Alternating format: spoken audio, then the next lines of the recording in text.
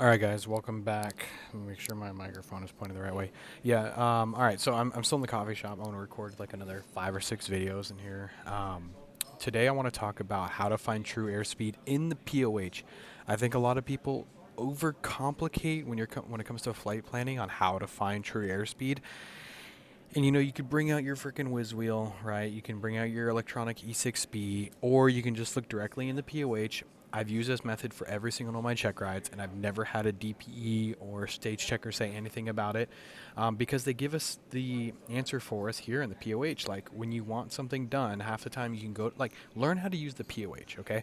And correct me if I'm wrong, but this has been working for me every single time, and this is how to find the true airspeed within the POH. Guys, my name is Forrest Munden, and I am 5 days away from a CFI check ride. And today I want you guys to go to your POH, and I want you to go to the performance section.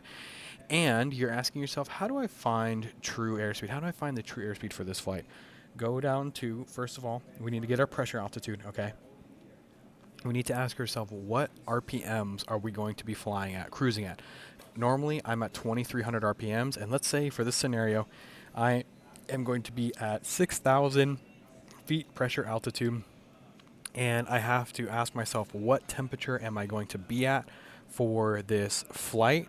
And you have to use the international standard atmosphere, so you have to know what your lapse rate is, okay? And let's just say for this flight, I know that I'm going to be 20 degrees above standard temperature. And if you want to be extra safe, right, it's a standard temperature day, maybe use the above standard temperature, and this will give you a higher margin. It'll increase your gallon per hour, your fuel burn rate. But let's say we're at 6,000 feet, and let's say I like to cruise personally at 2,300 RPM. And we'll go over here because I said we are going to be going standard temperature. And look at this, guys. Look, it tells us for basic horsepower, 48% basic horsepower. And right here, what does that say? True airspeed.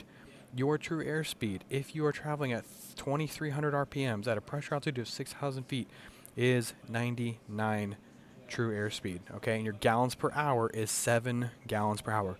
You can use this in your flight log, okay, as your true airspeed.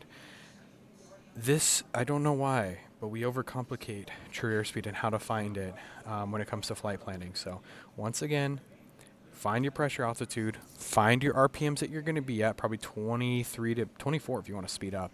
Find your temperature. Here's your basic horsepower percentage, okay? Here's your true airspeed. Here's your gallons per hour. That's it, guys. Like, it's pretty easy. I overcomplicated this a lot when I was a new student, okay? Hope that helps. See ya.